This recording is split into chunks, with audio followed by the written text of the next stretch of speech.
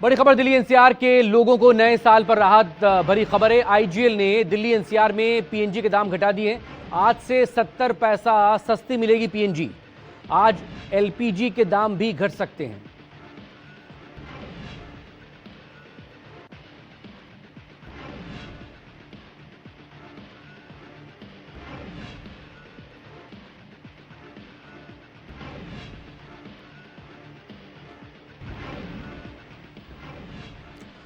और इस वक्त की बड़ी खबर आपके सामने न्यूज 24 पर। आज से लागू हो रहा है 8वां वेतन आयोग। केंद्र सरकार के कर्मचारियों की तनख्वाह बढ़ेगी। नए साल पर केंद्र सरकार के कर्मचारियों और पेंशनर्स को यह बड़ा तोहफा। आज से 8वां वेतन आयोग लागू हो रहा है। केंद्र सरकार के तमाम कर्मचारियों की तनख्वाह बढ़ेगी।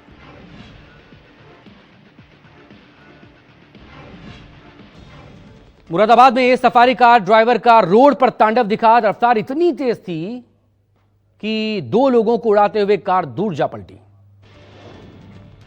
नशे में धुत तेज रफ्तार में गाड़ी चलाने का खौफनाक नतीजा देखने को मिला। सीधी सराय इलाके में टाटा सफारी सवार 4 युवकों ने रिहायशी इलाके में सड़क पर कोहराम मचा दिया। तेज रफ्तार बेकाबू कार ने पहले 2 राहगीरों को जोरदार टक्कर मार दी।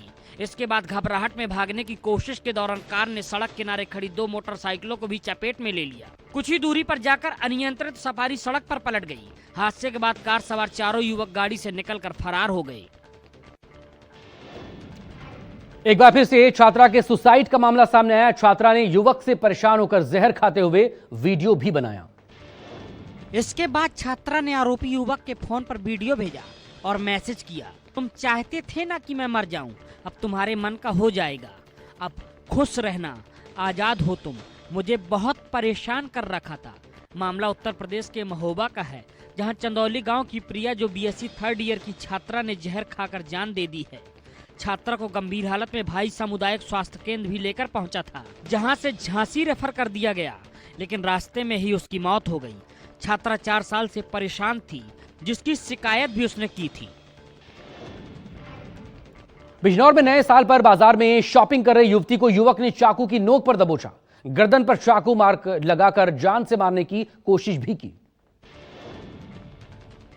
लेकिन डरी सहमी युवती ने चीख मचानी शुरू कर दी। आवाज सुनकर बाजार में हड़कंप मच गया।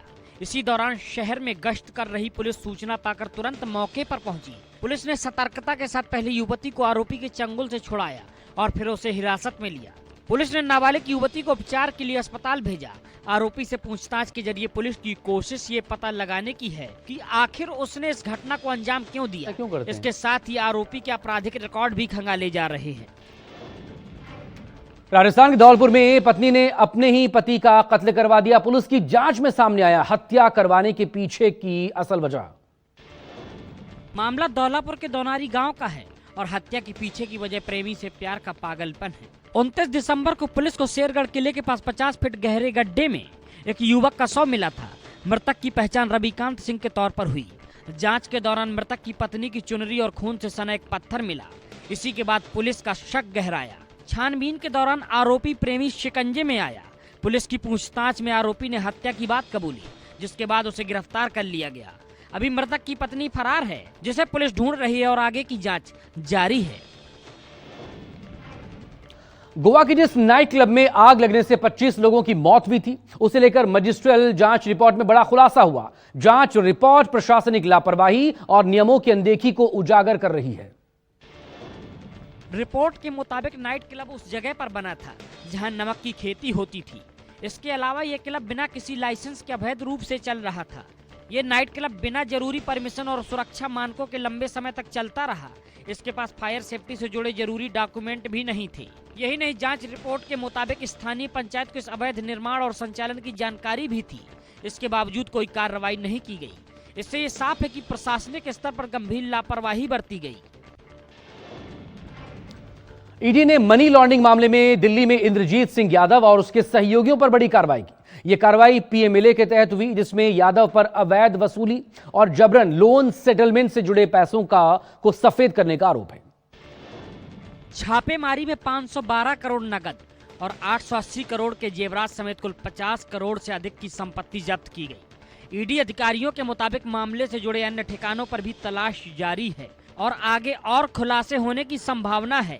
जांच पूरी होने के बाद बरामद पैसों और संपत्तियों को लेकर आगे की कानूनी कार्रवाई की जाएगी। ईडी सूत्रों के अनुसार इस पूरे नेटवर्क में अवैध उगाही, जबरन वसूली और हथियारों के जरिए डराने धमकाने का इस्तेमाल किया गया।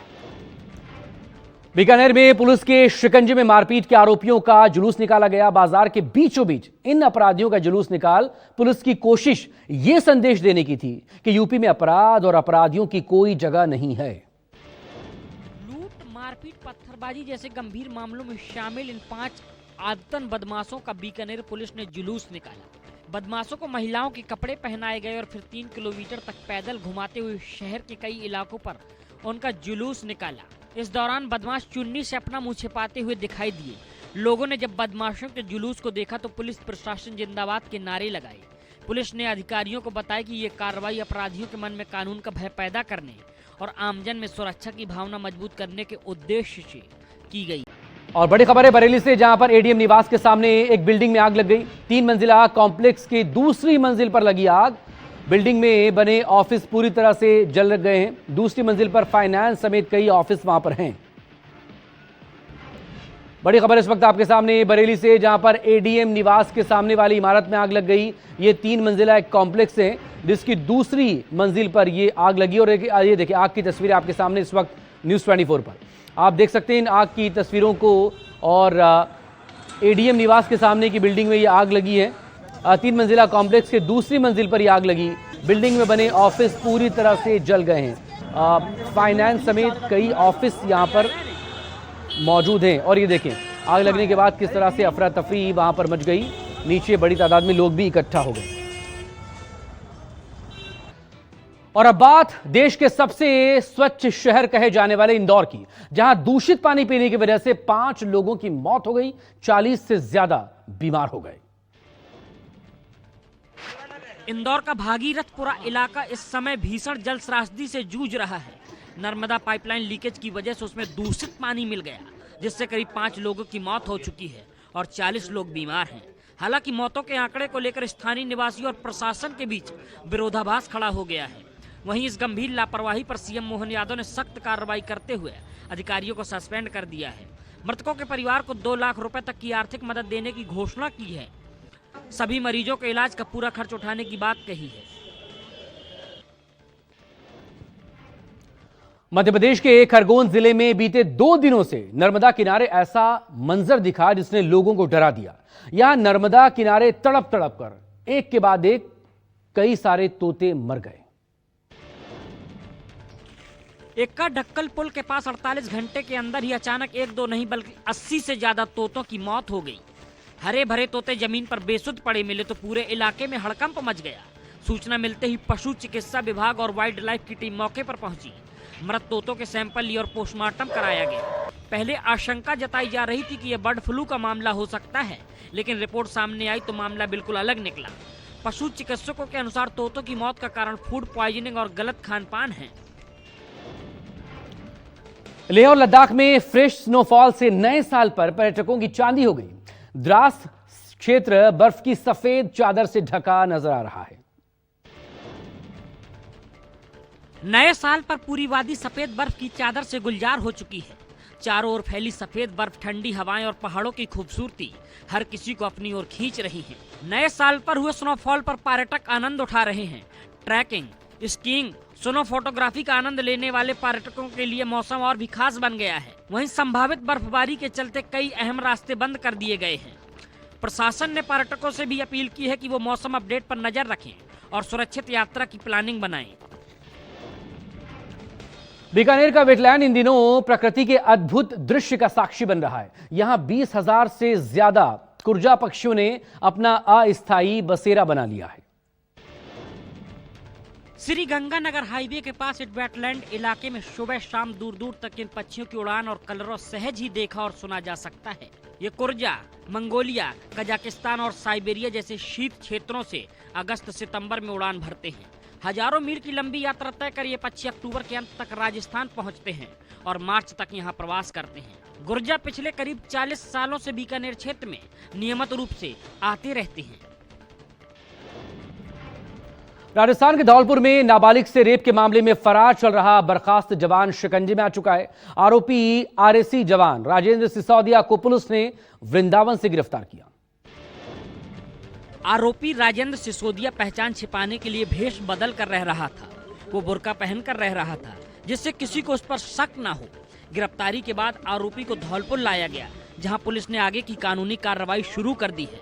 ये मामला 15 दिसंबर का है, जब नाबालिग के साथ दुष्कर्म की गंभीर घटना सामने आई थी। घटना के बाद से ही आरोपी फरार चल रहा था। पुलिस ने उसकी गिरफ्तारी पर 10,000 रुपए का इनाम घोषित किया था।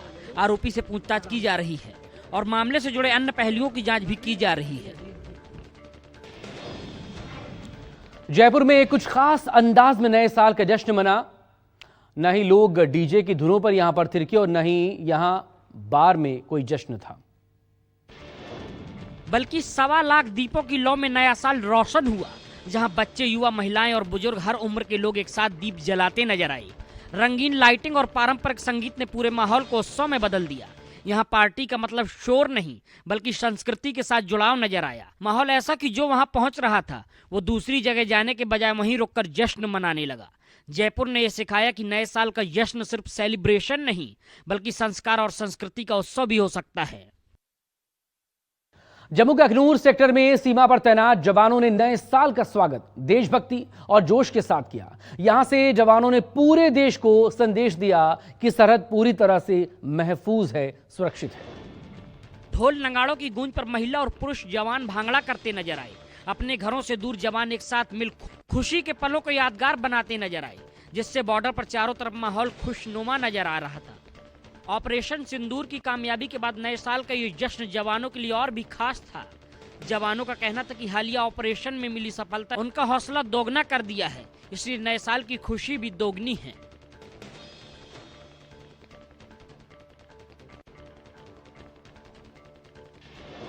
और बड़ी खबर है न्यू ईयर पर सीरिया में आत्मघाती हमले से जुड़ी हुई।